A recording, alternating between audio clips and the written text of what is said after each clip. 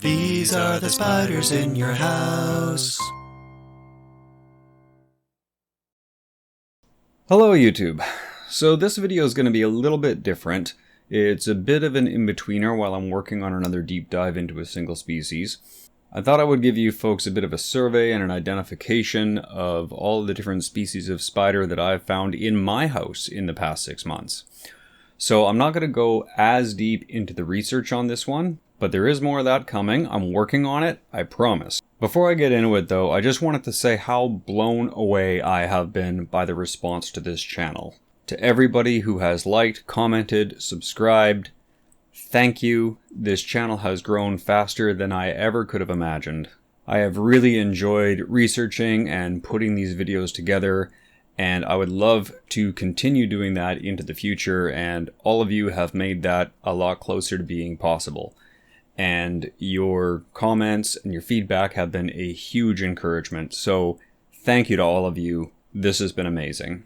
I also realized that I never really properly introduced myself in any of my previous videos. So, my name's Travis McHenry. I hate mango. That's not what you care about. I'm an amateur spider enthusiast. I've loved spiders all my life, but I got to be this old before I ever really had the opportunity to study them seriously. But due to some really fantastic life events lately, for the first time ever, I've had the opportunity and the means to really study, identify, and start researching these spiders, and I loved it. And I knew just enough about video editing to put something together that wasn't completely terrible, so I started this channel. I've never actually taken a university level course in any of this stuff. I was a machinist for years, and then I worked in sales on Vancouver Island, until we moved out here to Nova Scotia. So I'm learning this as I go, and I've discovered that I really love doing this research and learning not just what we know about spiders, but how we figured it out. Because some of the experiments that these scientists come up with are MacGyver levels of clever. It's amazing. And that brings us to now, where I'm sitting alone in a room talking at my camera. So on that note, a huge thank you again to Dr. Catherine Scott and Dr. Sean McCann for their help in some of the research for this video, and also some of the photos that you may see of spiders that I didn't have access to and didn't have photos of. Those will be Sean McCann's, and you'll see those credited as we go. So let's get into it.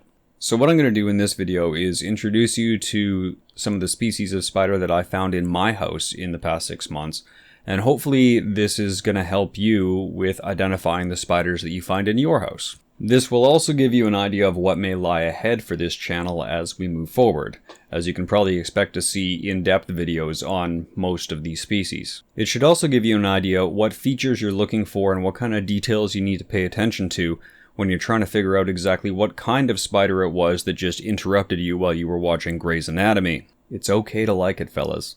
It's pretty good. So without further ado, these are the spiders in my house. Pholcus phalangioides, the long-bodied cellar spider. I didn't realize until I started this channel and started getting some comments that some people sometimes mistake these for brown recluses. So I'm going to go through what some of the differences are and how you can tell them apart. It's pretty easy to tell them apart once you know what to look for. So these long spindly legs are kind of a giveaway. Now brown recluses do have long legs, but they're not hair thin like those of the cellar spider. They both have fairly plain brownish abdomens without any real markings, so that could be a little bit confusing. And they also have eye arrangements that look really similar, even though the cellar spider has 8 eyes and the brown recluse only has 6. In both cases, those eyes are arranged in 3 groups, one right in the middle and one on either side. So that can get confused. Also, the cellar spider does have a mark on the back of the prosoma that could be mistaken for that little fiddle mark. But on the brown recluse, the largest part of that mark, sort of the body of the fiddle, is right over top of the eyes. And on the cellar spider, that mark is much further back, behind the eyes, more towards the abdomen. So if you look for that, you can tell them apart that way. Recluses also don't tend to hang out in cobwebs. They prefer to hide underneath things. So if you have a spider that's living in a cobweb up in the corner of your kitchen, it's almost definitely not a recluse. Recluses like to stay hidden and out of sight. They don't like to be in the open. So those are some of the features that you can look for to tell these spiders apart. Now, cellar spiders seem to be kind of a crowd favorite. They're not really that quick moving as spiders go, and they're sort of hilariously awkward in the way that they move. So for a lot of people, their favorite thing about this spider is the crazy dance that they do when you disturb them in their web. Now this dance makes it very difficult for a predator to sort of lock on and track them, so it's a defensive thing that they do. Generally they stay out of the way, but they do come down and go for little walks sometimes. Apparently more than I initially thought. Thank you, commenters. The webs that cellar spiders make aren't sticky, so they don't get as dusty and visible as some other cobwebs do. And they can take on prey much larger than themselves, including giant house spiders, black widows, and brown recluses. Even so, when it comes to humans, they're very reluctant to bite, and even if they do, their venom is harmless to humans. Now, a lot of people have said that they tend to find these in their shower. The ones in my house oddly stayed out of the bathroom. I never did find them there, but apparently it's very common to find them in those places. Your mileage may vary. Parasteatoda tepidariorum, the common house spider. Now, I've done a video on these ones already as well. These ones are also great spiders to have around. So what you're looking for to identify these is that sort of random marbled pattern on the abdomen, the banding on the legs, and you'll almost always find them in this messy cobweb. They do stay in their webs most of the time. Every once in a while they'll relocate if they're not catching enough prey in one place.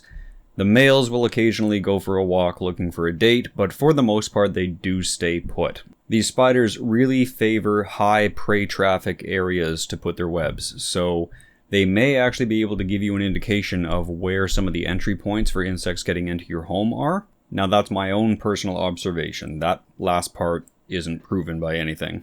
These spiders make sticky cobwebs and do use the webs to trap prey, so the webs do attract dust as well. Dust sticks to them, so they're a little bit messy, and you will find piles of dead things beneath the web. You can sweep that up without too much problem, but the spiders can be a little bit messy. All in all, they're pretty great to have around. They're very reluctant to bite as well, and even if they do, again, their venom's harmless to you. If you bother them while they're in their web, they're more likely to drop out of the web, play dead on the ground, wait for you to go away, and then find their way back to their web. So these are pretty easy to live with, even if they are a little bit untidy. Steatodas, the false widows. Now, I'm going to treat these sort of as a whole genus. There's a few different actual species of them. If you live in the UK, then you've probably heard about Steatoda nobilis, the noble false widow, as they've had quite a bit of bad press lately. Long story short, don't panic about these spiders. The deep dive is on its way. Now these belong to the Therideidae family of comb-footed cobweb weavers, so they do belong to the same family as actual black widows and common house spiders. They're often mistaken for actual black widows, but they don't have that hourglass mark. So in my house here, I've identified Steatoda grossa, which is identifiable by this kind of pattern of little triangles almost going down the abdomen. And also Steatoda borealis, which is a little bit smaller and has this fairly distinctive pattern, this line that goes down the middle of the abdomen and this one around the front. Now bear in mind that on darker specimens these patterns might be barely visible or sometimes not even visible at all, so you can't always rely on that for identification. Now Steatoda grossa and Steatoda borealis, in my experience, tend to keep their webs fairly close to the ground. They don't go up in high corners like a cellar spider does. And they often tend to prefer tight spaces, like behind a box in a storage room that you haven't moved for a while, or behind a bookcase. I need to do a little bit more looking into on how Steatoda nobilis behaves, because I haven't actually encountered that one in my house. Now these are not considered dangerous at all. There seems to be a little bit of controversy about Steatoda nobilis in the UK. I don't have those here. That's a bigger discussion, and I will be doing a dedicated video on just these spiders sometime soon. Lepthyphantes turbatrix. At least I think this one's turbatrix. This is sometimes commonly known as a hammock web weaver. These don't really have an official common name. So this one's from the family Linaphiidae, which is the dwarf sheet web weavers. These are pretty small, and they're often overlooked, and in fact, not a whole lot of study has actually been done on them. Something that's kind of neat about linaphiids is that these can balloon at any life stage, not just as spiderlings, and I wonder if that's maybe what she's trying to do here when she's trapped on this rock. Now, these are known as money spiders in the UK, apparently, due to a superstition that if you have one of these land on you while it's ballooning, it's supposed to indicate that there's money coming your way. These make small, usually horizontal sheet webs, and I've usually found them upside down hanging on the bottom surface of that sheet. And they tend to stick to their sheet webs. They're not an active hunter that's going to leave that sheet to go out and roam the house. They pretty much stay put. I find this family of spiders actually quite beautiful spiders. Jumping spiders tend to get all the limelight, but I find these, when you get to photographing them, sometimes they'll just strike a pose for you, and I think they're really pretty. Agelenopsis utahana. At least I think that's the species on this one.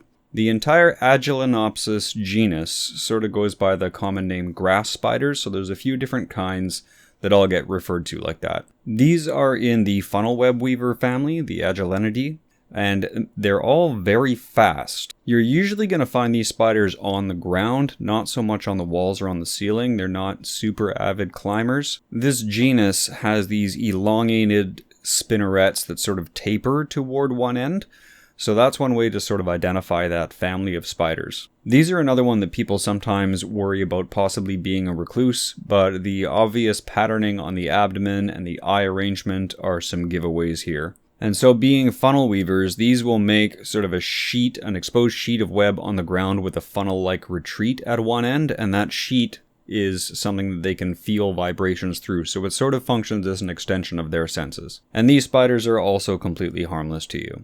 Tegenaria domestica. This is the barn funnel weaver. So this is another agelenid from the same family as the previous spider. It looks very similar to spiders from the Eretogena genus, which includes the hobo spider and the giant house spider. But the banding on the legs is one of the things that will clue you in that this belongs in the Tegenaria genus, not the Eretogena. The spinnerets on this spider are shorter than what you'll see on Agelenopsis, but being a funnel web weaver and from that same family, it'll do much the same thing, where it'll weave that sheet of web close to the ground with the funnel-like retreat at one end. And these spiders, I find, tend to really prefer little cracks and crevices. I often find these near the studs of a wall that's only been finished on one side, and they'll sort of hide in that little crevice between the drywall and the actual stud. So those are the kinds of places that you might find these. And again, these are completely harmless to you as well. Cheiracanthium mildei, the Yellow Sac Spider. Now, I did cover these ones in an entire video already, so you can go ahead and check that out. Being a sac spider, these will make a little sleeping bag type retreat, and they'll usually do that up between the ceiling and the wall where the two meet. That's where you'll find their sacs. These are nocturnal, so they'll spend the day in their sacs and then come out at night to hunt. Cheiracanthium mildei is a little more common in eastern North America, and its close relative Cheiracanthium inclusum is more common in the west. But for most intents and purposes, they're pretty much the same spider, so you can treat them as the same thing. These spiders are excellent climbers, and you'll most often see them on the walls and on the ceiling. A lot less frequently will you find them on the floor. They tend to hunt using primarily vibration and smell and taste. They've got pretty poor eyesight, so they can't really see you. Now, apparently this one is also another spider that sometimes people wonder is a brown recluse. What you're looking for with these, the little black toes at the ends of the legs, there's no fiddle mark on them, the eye arrangement's all wrong, they've got that yellow coloration, so definitely not a recluse. You'll see a lot of talk on the internet about bites from these spiders apparently being quite severe, but the recent evidence suggests that no, their venom does not cause necrosis, though there can be other complications with a bite that can make it bad. It's a bit of a story, I covered this in the video on those. Grab a cup of coffee and go watch that one. Elaver excepta. This is another spider that doesn't really have a common name. This is another sac spider, so it's going to behave very similarly to the yellow sac spider. Mostly seen in eastern North America, primarily nocturnal, spends most of its day in a little sac and then comes out at night to hunt.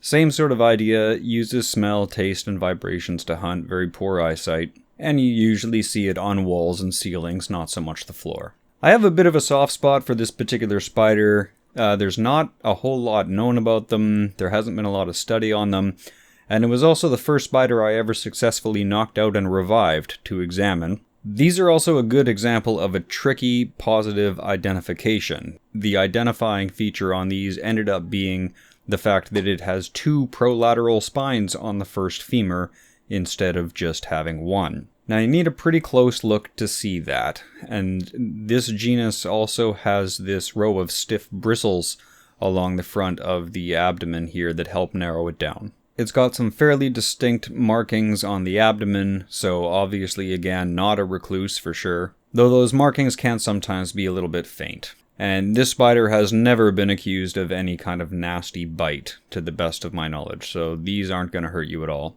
Now, as a side note, I also learned while I was researching this spider that there's a species of spider in Arizona running around with the scientific name Strotarchus beep beep. And yes, the name actually is a reference to the sound Roadrunner makes. And people think scientists aren't funny. Haplodrassus hiemalus. Again, no common name for this one. This spider comes from the family gnaphosidae, which are known as the stealthy ground spiders. Now, gnaphosids are generally characterized by these widely spaced, very cylindrical-looking spinnerets, but they can be difficult to actually identify beyond the genus level. That usually requires, you know, I'm really sorry about this. Now, you're probably not going to see these on your wall or ceiling. You're going to see these running along the floor, as they're pretty much a ground hunter species. And as such, they tend to be very fast. They don't use webs to trap prey. They actually run it down. But they're primarily nocturnal, so you're really only going to see them at night. But being really fast, they're also really good at avoiding being captured even by people.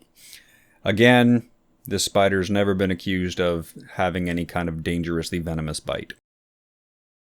Herpyllus ecclesiasticus, the Parson Spider. Now, a few of you have actually asked about this one. I apparently do have some of these in my house, so expect a full video on this species at some point. Now, these are another gnaphosid. You can tell by those spinnerets. They're an active ground hunter, very fast. They don't use webs to trap prey. They spend most of their day in some little silken retreat, probably someplace you're never going to find it. Now, I love the patterning on these guys. It's very distinctive, which is nice because with most gnaphosid spiders, they're actually very difficult to tell apart from each other. Not this one. This one's easy. Now, I'm not sure if this is a species thing or if it was just this individual, but this one really hated light and was doing anything it could to hide, and like the Yellow Sac Spider, it could also walk on water. She seemed really nervous on these rocks and was looking for any way to get off them. She calmed down a little bit once I made her this little spider tent, which she crawled right into. Of course, that made her difficult to photograph after that point. I'll try to find another one so I can take more photographs, shoot some video, and do a full-length video on the Parson Spider. They're no danger to you as a human, but they can startle you because they're quick and tend to come out at night, so this is going to be an unexpected spider. Philodromus cespitum.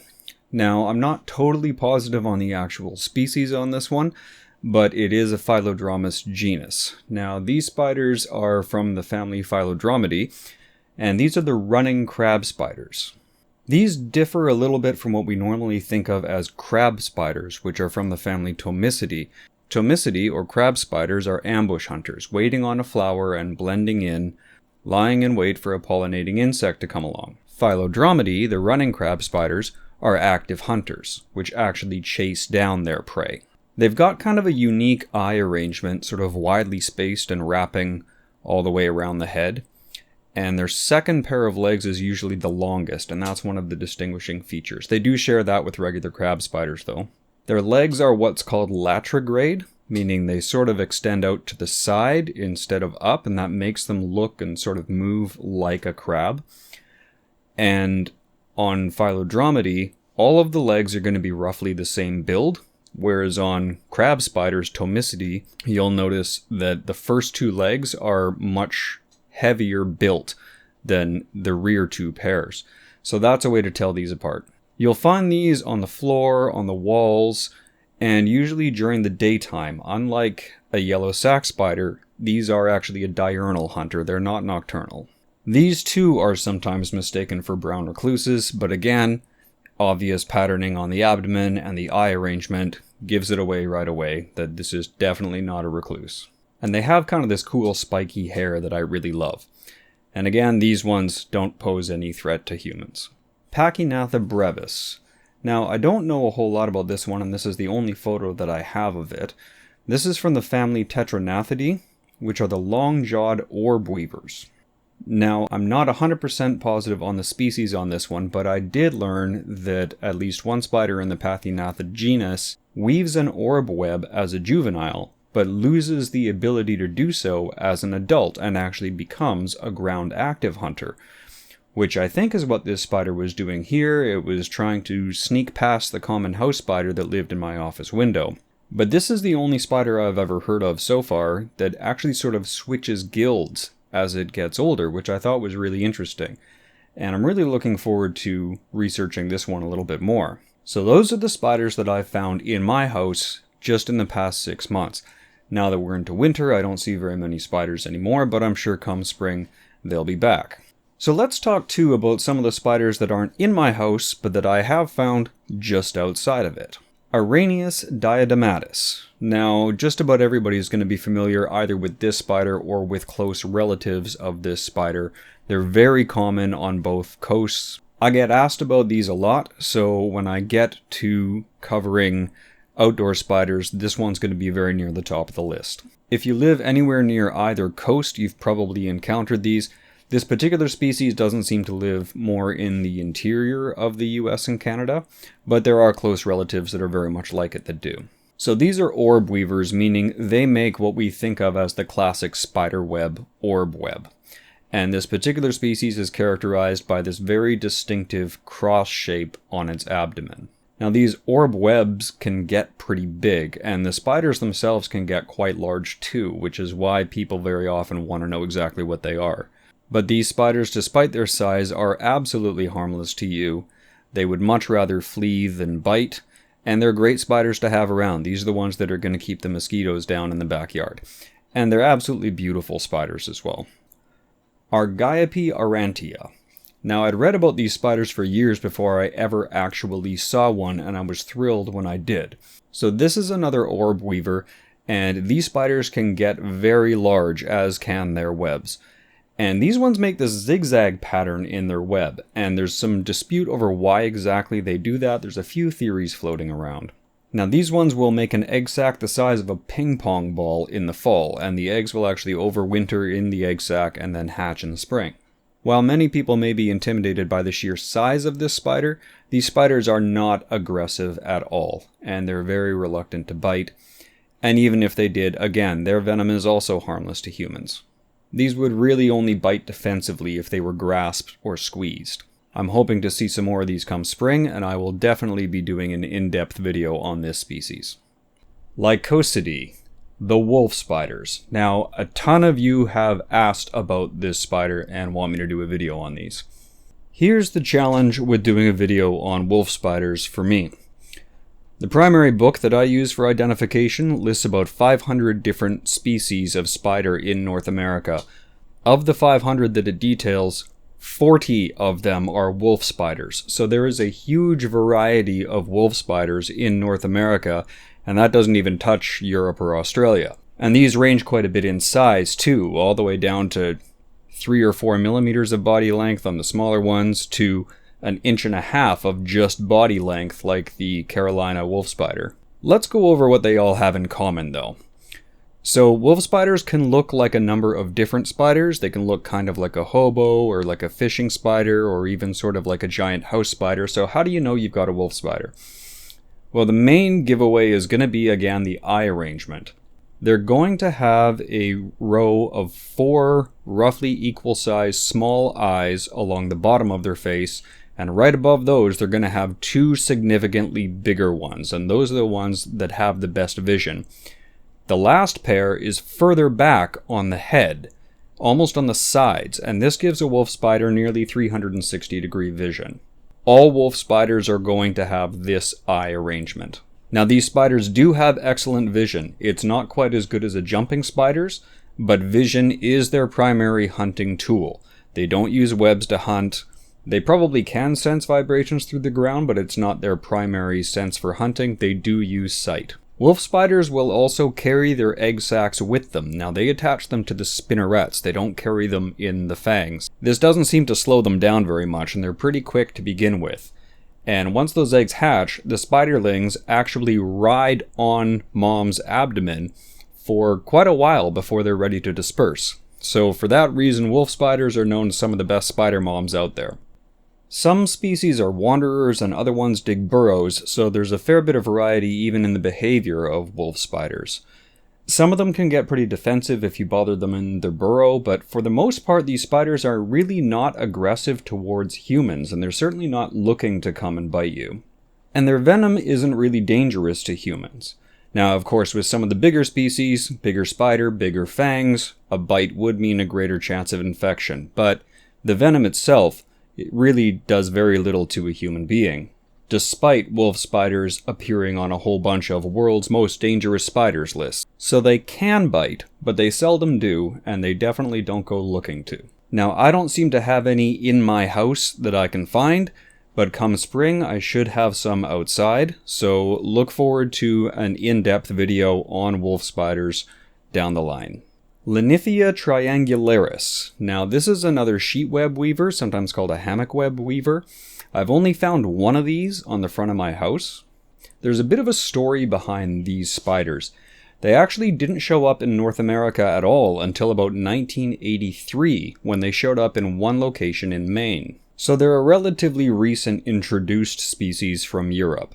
This is another one of the money spiders that can balloon at any life stage. They're quite small. So they tend to hang out upside down, belly up on the underside of that sheet web, waiting for prey. Again, this entire family of spiders is somewhat understudied, but they are not known to be even remotely dangerous to humans. Salticus senecis, the zebra jumper. Now, most of you, especially in the US, will have encountered this spider. It is widespread across the entire continental United States and pretty much the entire southern half of Canada. Of course, jumping spiders are adorable with those huge, curious eyes and their engaging personalities. They do have surprisingly short legs, though. Once again, the eye pattern distinguishes these spiders from other types of spiders. They do have the two very large eyes, but unlike the wolf spiders, the two largest eyes are right at the bottom of the face, and the other 6 eyes are smaller, and they're beside and behind those two primary large eyes. This spider has basically 360-degree vision, and it has very good vision. And we're only now starting to understand just how intelligent these little creatures are. I've never heard of a jumping spider bite being considered dangerous. In fact, they are very reluctant to bite humans. Maybe because they can actually see how big you really are. Now, jumping spiders are also daytime hunters. They're not a nocturnal species, so they're out during the day hunting their prey. This particular species, the zebra jumper, does have a couple of lookalikes because the family of jumping spiders, Salticidae, is huge. There are tons of different species of jumping spider. But what you're looking for this particular species is that distinctive black and white banding, and the banding on the abdomen. The two middle white marks should not meet in the middle. If they do, it might be just a slightly different species. Platycryptis undatus. This is one that I've seen on the siding of my home a fair bit. So this is another jumping spider. It's going to behave more or less the same way as the zebra jumper. Again, most of the same things apply with that same eye arrangement, distinguishing it as a jumping spider, the short legs, and also a daytime hunter. Now, this particular species is really an eastern North American species. There's a related spider called Platycryptis californicus that occurs in the western half of the United States. It is so close they may as well be the same spider, so you can treat them more or less as the same thing. And again, with jumping spiders, you really don't have anything to worry about in terms of bites. And the spider I haven't found in my house yet, Eratogena atrica, the giant house spider. Now, a ton of you have asked for a video on this species, and I understand why. If you look these up under the name giant house spider, you might find two different species names, Eratogena atrica and Eratogena duelica. Now, that might make you wonder, well, which one have I got, and what's the difference? What's the difference? Not much. In fact, scientists have actually been arguing about whether or not these are even two different species, so don't let that trip you up too much. I encountered a lot of these in my house when I lived on the West Coast. I haven't found them here yet on the East Coast, but I know they are out here. And these can get pretty huge, and these can be a very intimidating spider, and I do understand that. They're also extremely fast. In terms of leg span to distance covered, these are some of the fastest spiders on the planet. Now, once again, looking at some of the features of this spider, you have the obvious patterning on the abdomen, you don't have a fiddle mark on the back, the eye arrangement's all wrong, so very definitely this is not a recluse, and they're quite easy to tell apart. Giant house spiders also tend to get quite a bit bigger. The brown recluse maxes out at about a 1/2 inch body size. They're not really big spiders, whereas these ones can get up to about 3/4 inch body size and pretty massive leg spans. These are another funnel web weaver in the family Agelenopsis, and so they do have those long tapered spinnerets. Notice they don't have banding on the legs, and that's one of the things that distinguishes them from their close relative Tegenaria, the barn funnel weaver. These spiders are actually not aggressive toward humans at all, and they're basically harmless. They're very unlikely to bite in the first place, and even if they do, the venom is basically harmless. Now, I imagine it would probably hurt just because of sheer size, but there wouldn't really be any worrying medical effects. But they do scare the pants off a lot of people. This spider will be an unexpected spider. It'll show up on the wall, on the ceiling, on the floor. And when you're a spider this size, that's just rude. That said, I actually like these spiders quite a lot, but I completely understand how they spook a lot of people. That's fair. These things are big. So that wraps up the list of spiders that I have found in and around my house, plus a mention of the one I haven't found yet, but all of you seem to be asking about. If you're wondering how I identify all of these spiders, I'm happy to tell you. I primarily use this book, Spiders of North America by Sarah Rose. This is my go-to. This was just published in 2022, and it details over 500 different species of spider in North America. Sorry, rest of the world, I don't know of the books for you folks. If you do know about them, go ahead and comment. Now, this book is a lot more than just a big photo gallery of spiders. It actually teaches you the process of identification, starting with some general behavioral clues or web type to narrow it down to a certain guild, and then it directs you to a system of what's called dichotomous keys. So the keys might start with a binary question like, does the spider have 6 eyes or 8 eyes? Let's say it has 8 eyes. Then that directs you to the next question, which might be, are the middle rear eyes bigger than all of the other eyes, or not? And the answer to that will direct you to the next question, and so on and so forth, until it narrows it down to a family of spiders. Now, biologists use these dichotomous key systems all the time. What's really impressive about this book is that Sarah Rose managed to create this system of keys using entirely features that would be visible without a microscope. And that is no small feat. So once you've determined what family this spider belongs to, now you have only a handful of photographs to compare the one in front of you to, instead of having to sift through hundreds.